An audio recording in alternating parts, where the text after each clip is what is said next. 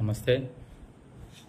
నేను ఒక సామాన్య వ్యక్తిగా అంటే ప్రస్తుతానికి నేను జనసేన పార్టీలో క్రియాశీలక వాలంటీర్గా పనిచేస్తున్నాను. జనసేన పార్టీకి సంబంధించిన వ్యక్తిని ఇందులో క్లారిటీ ఇస్తున్నాను. కాకపోతే నేను ఒక సామాన్యుడిగా ఒక చిన్న క్వశ్చన్ లేవనెత్తాలనుకుంటున్నాను.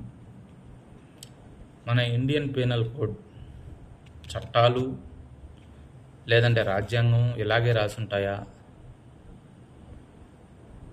ఎవరైనా ఒక ప్రైవేట్ వ్యక్తి ఒక పెద్ద ఫ్యాక్టరీ పెట్టుకొని దాంట్లో ఆ ప్రాసెస్లో ఏదన్నా అవకతవకలు జరిగి అక్కడ ఏదన్నా 10 మందో ఒకరో ఇద్దరో చనిపోయినప్పుడు, లేదా ప్రైవేటుగా ఏదన్నా ఒక గొడవల ఘర్షణలో కానీ వాళ్ళ సొంత స్వార్థాల కోసం కానీ ఎదుటివారిని చంపినప్పుడు ప్రతిపక్షాలు, కుల సంఘాలు అందరూ పోయి, ప్రజలు పోయి ఆడ గోల చేస్తాయి. ఏమని?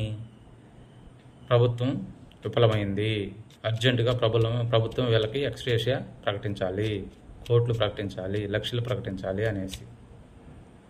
నేనేమంటానంటే, ఒక ఫ్యాక్టరీ ఉంది, ఆ ఫ్యాక్టరీ యజమాని ఆ ఫ్యాక్టరీ రన్నింగ్ చేసుకుంటూ డబ్బులు సంపాదించుకుంటా ఉన్నాడు. ఆ ఫ్యాక్టరీ యజమాని దానికి పూర్తి బాధ్యత వహించాలి కదా. ఆ ఫ్యాక్టరీలో వాళ్ళ చేత పని చేయించుకున్న రోజులు ఆదాయం తిన్నాడు కదా. ఆ ఫ్యాక్టరీకి సంబంధించిన వ్యక్తే కదా వాళ్ళకి ఏ నష్టపరిహారం ఇవ్వాలన్నా ఇవ్వాలి. ఆంధ్ర గవర్నమెంట్కి ఎందుకు ఇవ్వాలి? అంటే ఆంధ్రం కలది, ఎక్కడైనా సరే గవర్నమెంట్ ఎందుకు ఇవ్వాలి? గవర్నమెంట్ ఎవరి సొమ్ము ఇస్తుంది? ప్రజల సొమ్మే కదా ఇస్తుంది. ఆ 4 రోజులు వాడు ఎంక్వైరీ అంటాడు, అది అంటాడు, ఇది అంటాడు, ఫ్యాక్టరీ వాడు మళ్ళీ స్టార్ట్ చేస్తాడు, మళ్ళీ ఆదాయం పొందుకొని వాడు జోబులో పెట్టుకొని పోతాడు. అక్కడ జరిగిన మనిషికి నష్టం గవర్నమెంట్ ఎందుకు ఇవ్వాలి?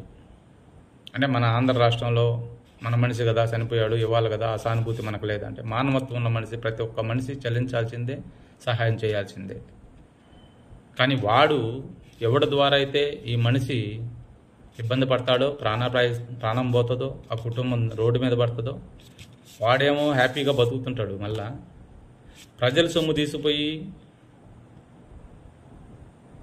గవర్నమెంట్ తీసుకుపోయి వాళ్ళకి ఇస్తుంది, నష్టపరిహారం ఇస్తుంది. అది ఎక్కడ రూల్? అది ఇలాగే ఉంటుంది ఆ చట్టం. అంటే నాకు అంత తెలీదు, దాని గురించి డౌట్ వచ్చి మాట్లాడుతున్నాను నేను. ఎవడైతే ఆదాయం పొందుతున్నాడో వాళ్ళ దగ్గర నుంచి వాడు కదా ఇవ్వాలి. వాడి దగ్గర నుంచి గవర్నమెంట్ ఇప్పించాలి కదా. వాడు ఆస్తులు ఏమైనా ఉంటే జప్తు చేసే హక్కు గవర్నమెంట్కి లేదా? జప్తు చేసి దానికి సంబంధించిన సొమ్ముని వీళ్ళకి ఎంతైతే ఇవ్వాలో ఆ విధంగా ఇవ్వాలి అనే రూల్స్ ఉండవా అని నా అనుమానం. బయట కూడా అంతే. ఉదాహరణకి నిన్న మొన్న జరిగిన కందుకూరులో జరిగిన ఇన్సిడెంటే. చనిపోయిన వ్యక్తికి ఏం లేదు, చంపిన వ్యక్తికి బోలెడంత ఆస్తుంది. మంచి ధనికుడు వాడు ఆస్తులు ఉన్నాయి కదా, వాడికి భూములు ఉన్నాయి కదా. ఎకరానో 2 ఎకరాలు 3 ఎకరాలు గవర్నమెంట్ స్వాధీనం చేసుకొని దాని మీద వచ్చిన డబ్బు, అంటే దాని అమ్మగా వచ్చిన డబ్బు, దాన్ని వేలం వేయటం, అమ్మడం, వచ్చిన డబ్బుతోటి ఆ కుటుంబానికి సహాయం చేయొచ్చు కదా. గవర్నమెంట్ ఉద్యోగం ఇస్తుంది, గవర్నమెంట్ సహాయం చేస్తుంది, అన్నీ బాగానే ఉన్నాయి. అది ఎవరి సొమ్ము? అంటే అలాంటి చట్టాలు లేవా అని. అంటే భూమి జప్తు చేసి అమ్మి ఆ డబ్బులు ఎవరి ద్వారా అయితే నష్టపోయారో ఆ నష్టపోయిన వ్యక్తికి ఇచ్చే చట్టం లేదా? అదొక డౌట్. చాలామంది చెల్లించారు, చాలామంది సందాలు వేసుకొని డబ్బులు ఇస్తున్నారు, ఇప్పుడు కూడా ఇచ్చారు, ఇంకా ఇస్తున్నారు, లక్షలు ఇస్తున్నారు. 500 ఇచ్చిన వాళ్ళు ఉన్నారు, 1000 ఇచ్చిన వాళ్ళు ఉన్నారు, లక్షలు ఇచ్చిన వాళ్ళు ఉన్నారు. సంతోషం.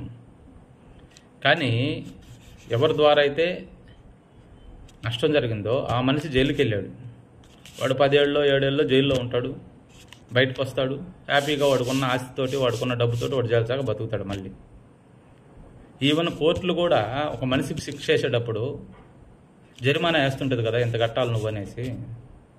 ఆ విధంగా పబ్లిక్లో గవర్నమెంట్ వాడుకున్న ఆస్తులను జప్తు చేసి ఆ జరిమానా అనేది అది జరిమానా కింద వేసి ఇలా కట్టేదానికి చట్టాలు పనిచేయవా?